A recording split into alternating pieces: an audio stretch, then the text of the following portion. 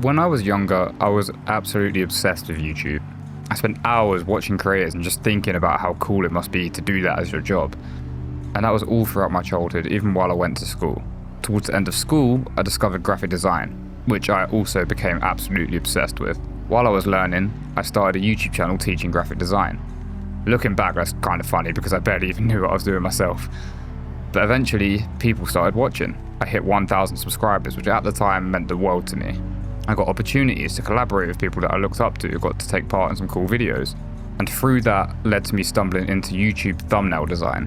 One thing led to another and ended up with working with some of the biggest creators in the world, even getting a full-time job out of it and flying out to America for it. And even today, years later, that's still what I do for a living. Well, not in America, but in the UK. The point is, if you had told 15-year-old me that this would be my life, he would have thought that I'd won. Which is why it's been so confusing to realise that recently, something just hasn't felt right. It's not been bad, it's not been terrible, don't get me wrong, my life's great, but something just feels off.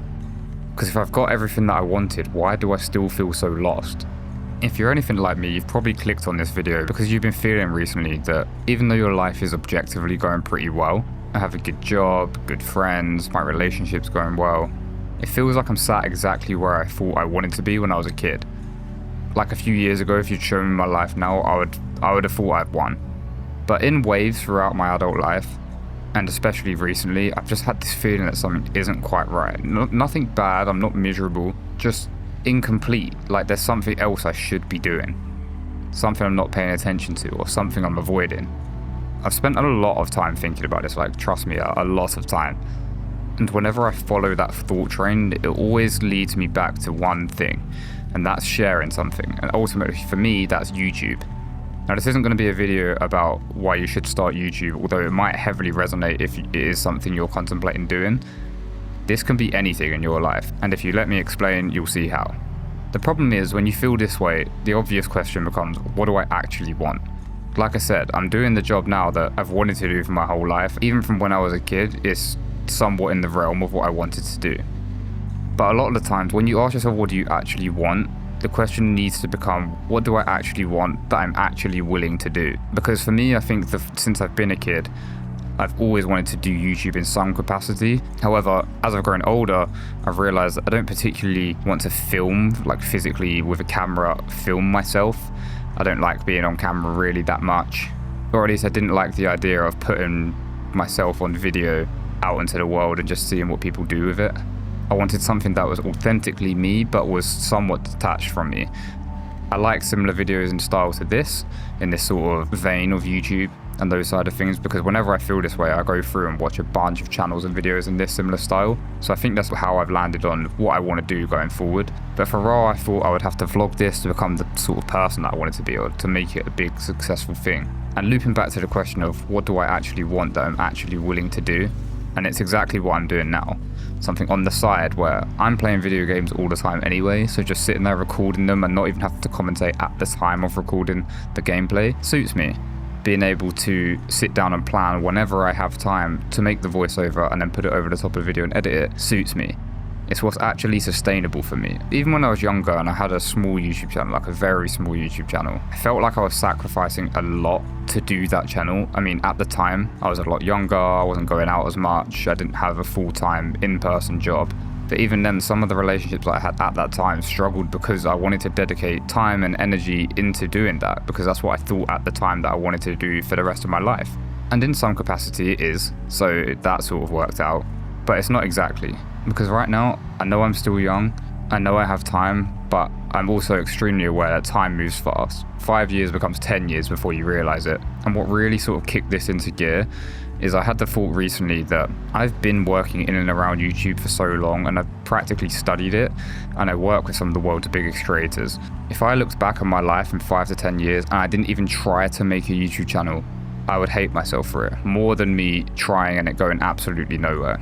But at the same time, I don't want to throw everything away chasing some dream. I don't want hustle culture. I don't want to sacrifice my relationships, and I don't want to destroy my stability in chase of this thing that is ultimately uncertain and might not ever happen. I like my life as it is. I just want to do something a little bit more and feel like I'm pushing myself. So the question actually became, how do I build something more without destroying what I already have? And as I've just explained, this is the conclusion that I've landed on. And then I realized something. I wasn't actually struggling to find my purpose. I was trying to find certainty. I wanted proof that it would work before I even started. I wanted guarantees. I wanted the perfect plan, but that's impossible.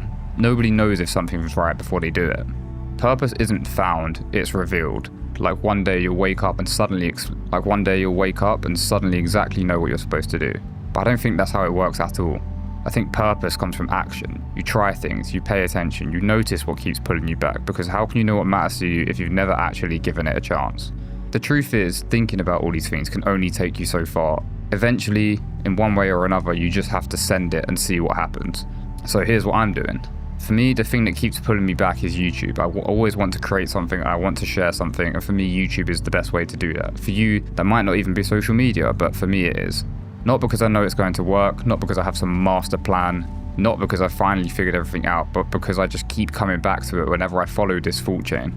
I've thought about making videos for years. I already work in industries, I have the skills, I have the equipment, and yet I've kept waiting until I am now. For context, I'm 25 years old, and yet I've kept waiting. Waiting until I feel ready, waiting until I feel certain, waiting until I feel like the path ahead has completely revealed itself and I just know that it's going to work.